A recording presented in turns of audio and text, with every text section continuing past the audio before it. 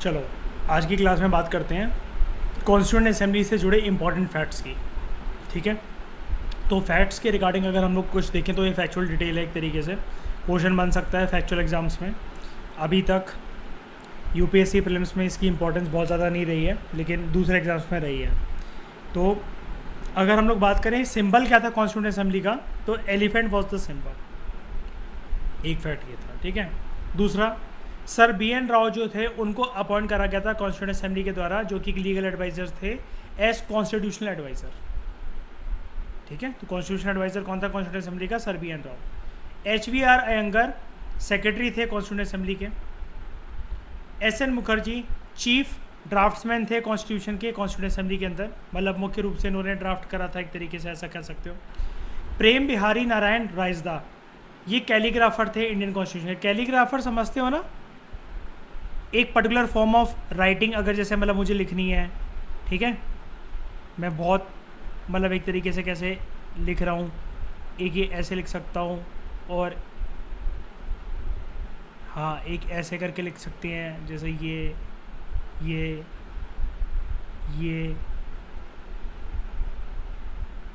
ठीक है।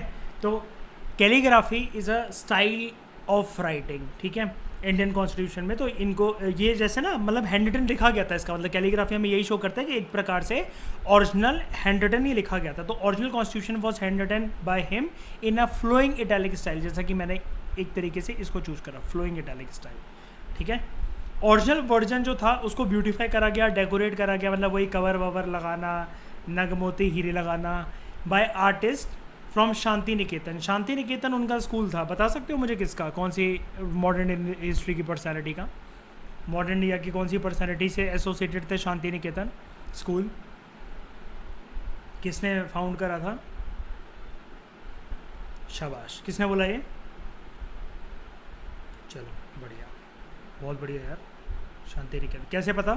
तो नंदलाल बोस एंड ब्यूहर राम मनोहर सिन्हा। ठीक है, इसके अलावा ब्यूहर राम मनोहर सिन्हा इन्होंने इल्यूमिनेट करा, ब्यूटीफाई करा और ऑर्नामेंट करा, वही मैंने बताया कि मतलब स्टाइलिश बनाया उसको, काफ़ी ज़्यादा कवर वगैरह को, ओरिजिनल प्रीएम्बल को भी। ठीक है, जिसको कैलीग्राफ करा गया था, ब्यूटीफुल स्टाइल में लिखा गया था बाय प्रेम बिहारी नारायण रायसदा। तो कैलीग्राफर यही थे, चाहे प्रीएम्बल के चाहे कॉन्स्टिट्यूशन के। और ब्यूहर राम मनोहर सिन्हा इन्होंने एक तरीके से कॉन्स्टिट्यूशन के कवर को और प्रीएम्बल के बॉर्डर वगैरह को इन्होंने बहुत अच्छे से ब्यूटीफाई करा। अब जो हिंदी वर्जन था सॉरी, जो उसकी जो कैलीग्राफी थी ओरिजिनल कॉन्स्टिट्यूशन की, इसको करा गया वसंत कृष्ण वैद्य के द्वारा, और बहुत अच्छी तरीके से हिंदी वाले टेक्स्ट को ब्यूटीफाई और डेकोरेट करा गया बाय नंदलाल बोस। ये सारी चीज़ें आपको याद रखनी है, मिक्सअप हो सकती है मेरे दिमाग के अंदर। अब अगर हिंदी की बात चल ही रही है तो एक बारी हम लोग हिंदी टेक्स्ट की बात कर लेते हैं कॉन्स्टिट्यूशन की। ओरिजिनली कॉन्स्टिट्यूशन इंग्लिश में लिखा गया था कि हिंदी में? मुझे सबसे पहले ये बताओ कशिश, कॉन्स्टिट्यूशन बनाने की जो प्रक्रिया थी वो इंग्लिश में स्टार्ट हुआ था सबसे पहले कॉन्स्टिट्यूशन लिखना, या हिंदी में, या बोथ साइमल्टेनियस वर्क चल रहा था?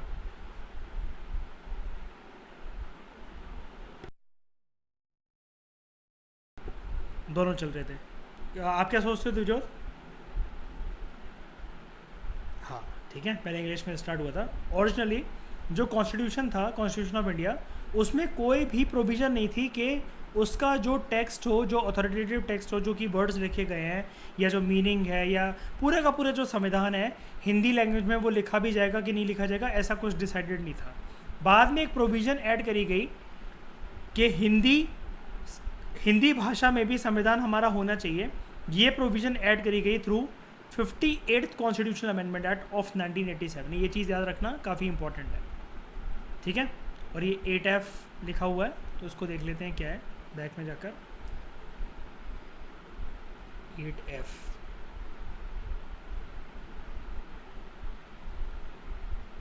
हाँ, जो ये 56th कॉन्स्टिट्यूशनल अमेंडमेंट बिल था ऑफ 1987, जब ये पार्लियामेंट के दोनों हाउसेस के द्वारा पास हो गया, आप देख रहे हो ना। अब आप कहोगे पार्लियामेंट कहाँ से आ गया, क्योंकि हिंदी वाला कॉन्स्टिट्यूशन होना चाहिए, ये चर्चा बहुत बाद में हुई। उसके लिए बिल देख रहे हो कितनी बाद आया, 1987। तो देख रहे हो 47, 57, 67, 77 और 87, 40 साल लग गए आने में। तो दोनों हाउसेस जो थे पार्लियामेंट के, लोकसभा और राज्यसभा ने, उन्होंने इस बिल को पास करा और फिर प्रेसिडेंट ने सिग्नेचर दिया। Finally it emerge at the 58th constitutional amendment act of 1987। तो 58th अमेंडमेंट एक्ट के तौर पर ये जाना गया। बिल जो आया था वो था 56th कॉन्स्टिट्यूशनल अमेंडमेंट बिल। तो बिल को याद ना रख के आप सीधा एक्ट पे टारगेट करो, 58th कॉन्स्टिट्यूशनल अमेंडमेंट बिल, ठीक है।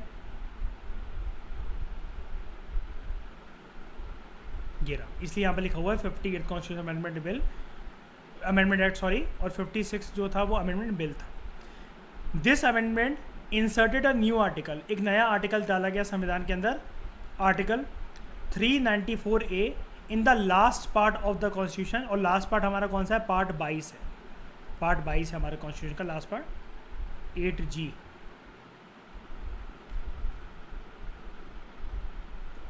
में क्या दे रखा है? हाँ, जो पार्ट 22 है हमारे कॉन्स्टिट्यूशन का, उसका टाइटल है, इट इज़ इंटाइटल्ड है, उसका मतलब टॉपिक क्या है? Short title, commencement authoritative text in Hindi and repeals, ठीक है। ये एक टाइटल है, उसका फ्रेम है।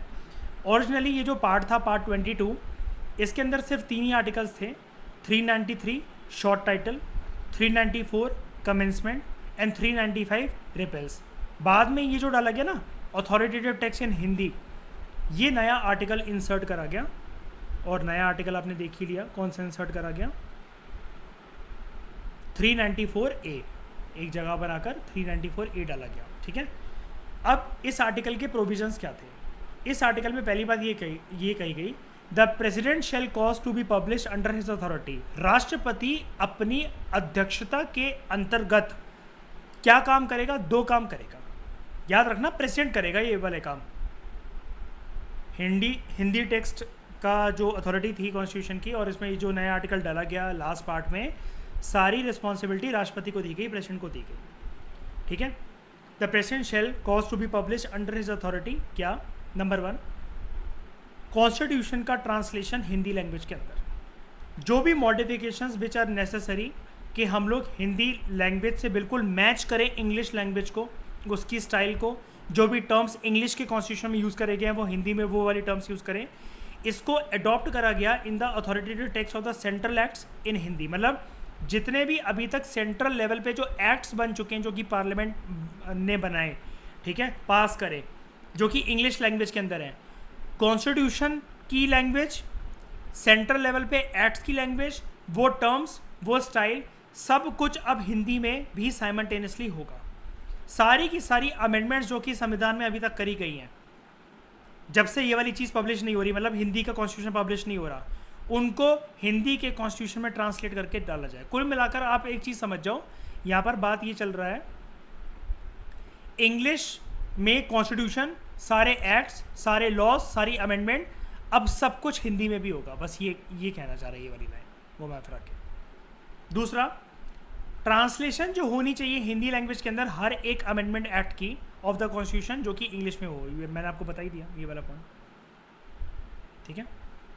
उसके बाद दूसरी चीज़, इस आर्टिकल में क्या बोला गया, 394A आर्टिकल में, एक तो प्रेसिडेंट के ऊपर, और ये सारी जो रिस्पॉन्सिबिलिटी होगी ना ट्रांसलेशन की, याद रखना, ये प्रेसिडेंट की होगी, वेरी इंपॉर्टेंट, ठीक है।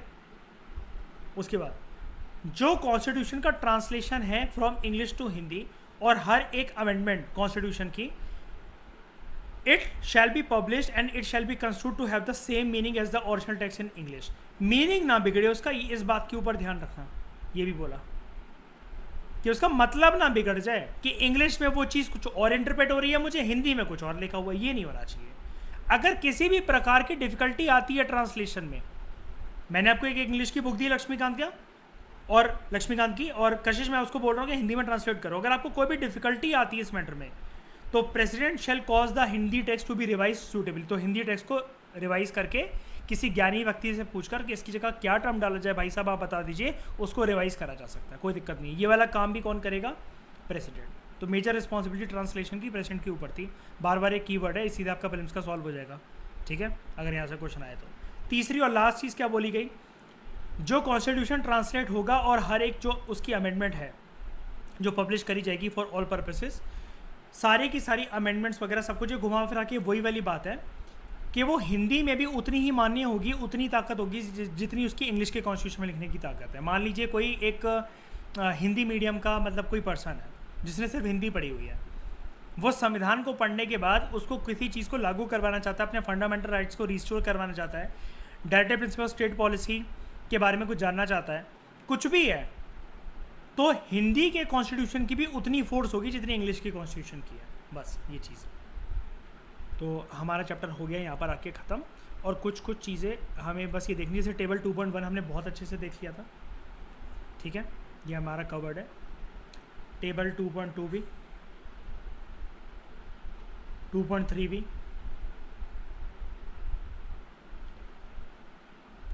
स्टेट वाइज कॉन्स्टिट्यूंट असेंबली में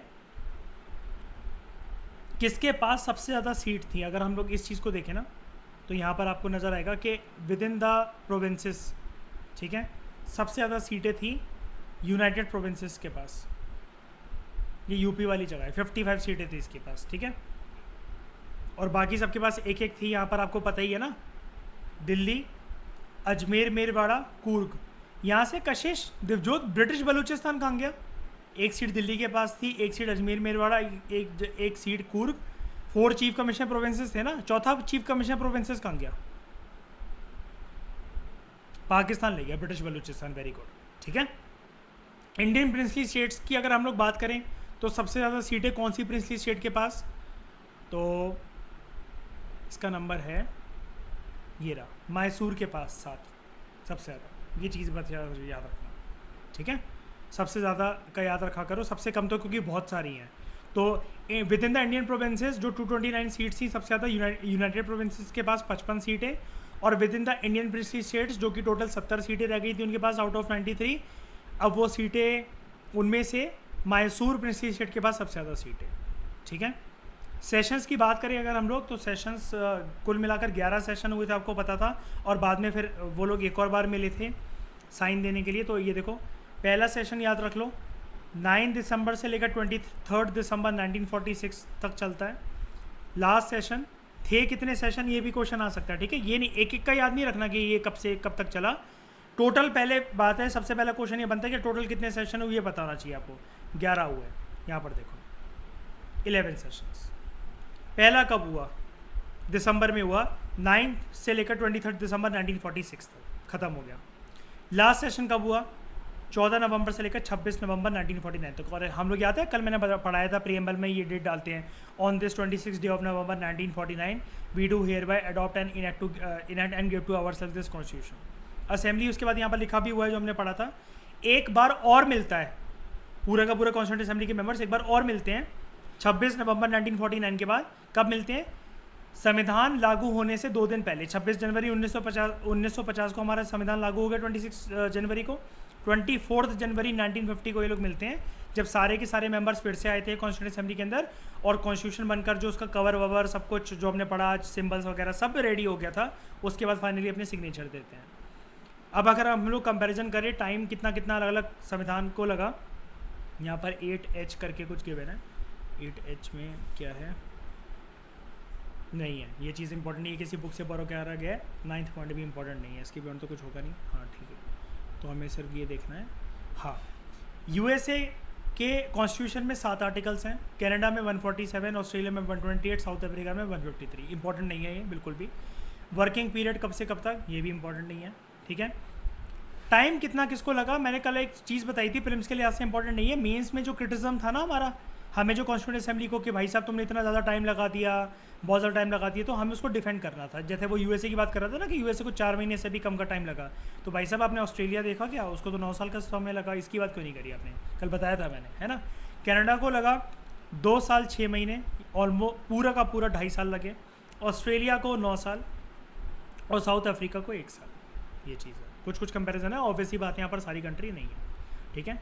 उसके बाद इस लक्ष्मीकांत क्या करता है कि जिस चैप्टर के अंदर जो भी इंपॉर्टेंट आर्टिकल्स होते हैं लास्ट में हो जाकर उसको एक बारी फिर से पुट कर देता है। जैसे आज मतलब हमने इस चैप्टर में सीखा article 393 which is related to short title, 394 commencement, 394 Hindi में जो टेक्स्ट डाला गया, ये चीज़ इंपॉर्टेंट है हमारे लिए, और 395 रिपेल्स, ठीक है, कुछ इंपॉर्टेंट नहीं है, हटाओ से, ठीक है।